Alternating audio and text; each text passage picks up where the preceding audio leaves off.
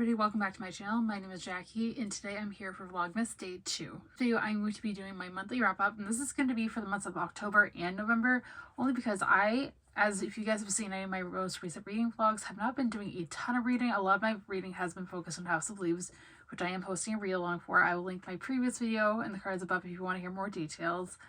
And I've been focusing a lot of my time and energy on that. But I have read one book, I have finished one book, and I have finally decided to DNF another after a long time of reading it. I'll explain that here in a little bit, but I figured I'd throw it all into one video. Like I said, I'm going to be telling you about the book that I did finish over these past couple months, as well as the DNF. I'm also going to give you reading updates on a couple of the other books. So I'm going to give a reading update on House of Leaves, as well as one other book that I have been really enjoying but haven't had time to give my proper thoughts on. So let me rambling on any further, let's jump right in and get started with the video. First book I'm going to talk about in today's video is the book I unfortunately had to DNF.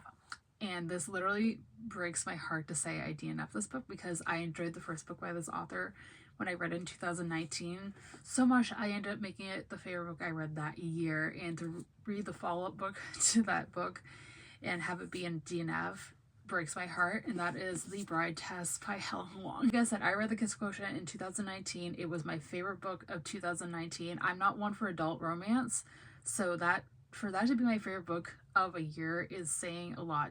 But I could relate a lot to the main character with being on the spectrum myself, and that is something that book deals heavily with, and so is this book, is saying a lot. I expected this book to have similar elements but obviously be its own story, and that just was not the case. The reason I am putting this in this video, not because I'm DNFing it, that's one thing, is because I started this book in 2022. So it has been 2.5 years since I started this book, and it is now taking me that long to want to DNF it, because I wanted to give this book its fair chance, because I enjoyed the first book in this basically spin-off series so much that I was like, oh, maybe it'll get better, and it just didn't for me. It literally breaks my heart, because I love Helen Hoang's style of writing, and again, for me to like an adult romance that much to be a favorite book of the year is really saying a lot. But this book it didn't do anything for me. I was very bored. I found the plot very unpredictable. I'm being very vague with like describing this book because I literally don't remember anything about it. I don't think I've actually picked this book up in a year. So yeah, it's time for a DNF, and it breaks my heart to say so, but it is what it is. Some more positive things. The next book I want to talk about in this video is the book that I did finish, and that is The Selection by Kiera Cass. So this is a BookTube classic. I remember hearing about this on BookTube before I even joined BookTube, so I'm talking like 2015, 2014. I was hearing about this book, and it had always kind of piqued my interest because I love dystopian, and I just never got around to reading it until I heard, I believe it was Becca in the Books, who I'll link down below, talk about it, and I believe one of her reading vlogs, and she was rereading it, and I was like, you know what, maybe I'll give it a shot, and I finally did. This is a YA dystopian series, if you guys aren't familiar. We're basically in a world where people are in different casts, I guess you could say, ranked from 1 to 10, and each cast has a different job. This is the best way I could describe it. And every cast has a different job. So there's like the ones at the top, so 1s and 2s are like royalty, and the lower rankings are like, you know, everyday people, servants, that kind of thing. So we're following our main character, America Singer, who is living in this world. I believe she's a 5 at the start of this book. She's kind of right in the middle of the pack. And when the prince comes of age in this kingdom, they have a bachelor-style competition where they take 35 girls from each of the 10 rankings and put them in, again, a bachelor-style competition to win the prince's heart to be the next princess, basically. So I went into this book basically not really knowing a ton other than what I just told you. I listened to it on audiobook, and I was very pleasantly surprised at how much I actually ended up enjoying this. Got very invested in the plot very quickly, and I think that is due to the narration of the audiobook.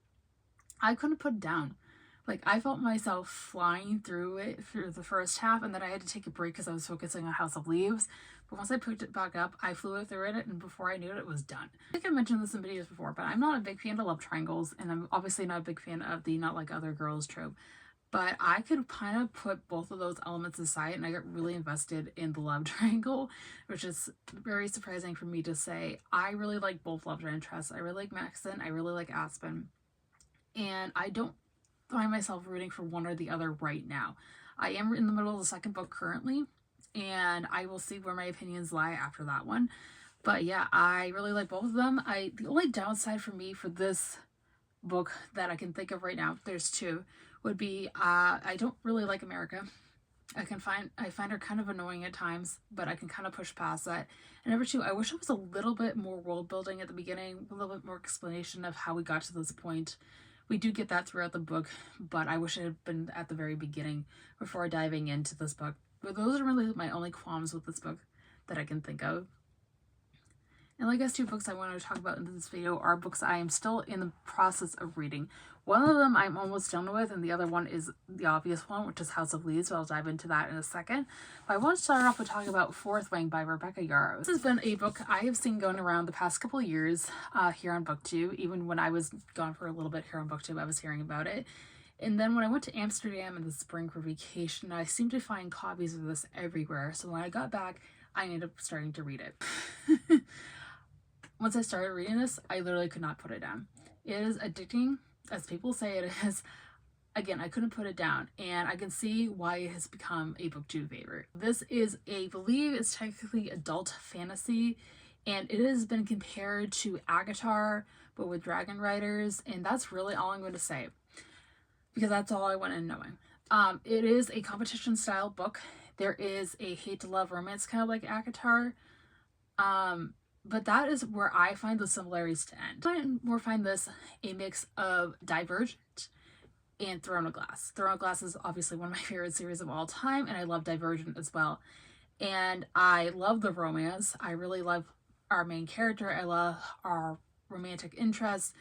Like I said, I got very invested in this book very quickly. I'm almost done with it. I have about 90 pages left, but I think this is going to be also a favorite of the year. The last book I'm going to talk about in today's video is going to be the obvious one, and that is House of Leaves by Mark Z. Danielewski. If you guys do not know or have not seen any of my most recent videos, I am hosting, it was 2 months, now it's 3 months, read along for House of Leaves. It started in October and is now going through the end of the year. It was originally going to end in November.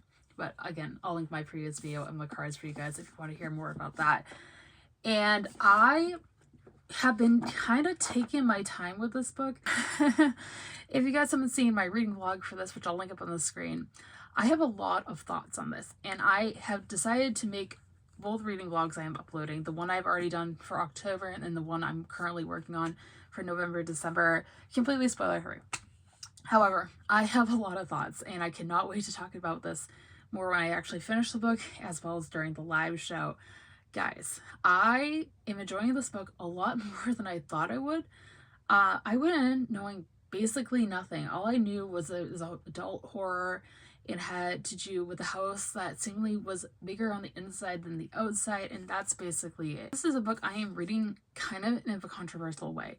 And that is because I was getting utterly confused with the footnotes of the story. If you guys aren't familiar with how this book is set up, it is basically set up like a textbook. So there's going to be pages where there's the main storyline, which is called the Davidson record. There's also going to be a storyline within the footnotes of the main storyline. And there's also going to be another set of footnotes by a guy named Johnny, who is also commentating on the Davidson record, as well as the editorial footnotes.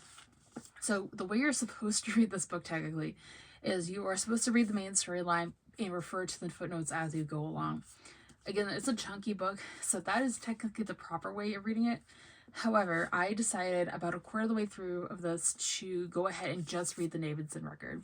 And I would get to a certain point in that story and stop, and then go back for a second read through, which I'm currently still in the middle of, but almost done with, and read the main storyline along with the editorial footnotes. And then I'm going to go back for a third time once I'm done with that second read through, read the Davidson record with the editorial footnotes and Johnny's footnotes. I decided to switch over to the method I'm reading right now. I figured, oh, I'm going to be still confused. That's actually not been the case, surprisingly. I have not really touched on this in the vlogs because I've been so busy, but I find myself actually flying through the second read through quicker than the first, which is very surprising. The editorial footnotes really aren't holding me back. There's not a ton of them, so I think that's why. But I am really loving this book as far as right now, guys. I think this is also going to be a favorite of the year once I'm done. I will keep you guys posted in more future videos to come, as well as the vlog, which will be up probably the week after Christmas, I think is when I'm planning to put it up. But that is my thoughts so far. I just wanted to share them with you guys. That can be it for today's video, guys. I hope you guys enjoyed. If you did, be sure to give it a big thumbs up and subscribe if you have not already for future Vlogmas videos just like this. And let me know in the comments down below what you guys have read in the past couple months, as I would love to know.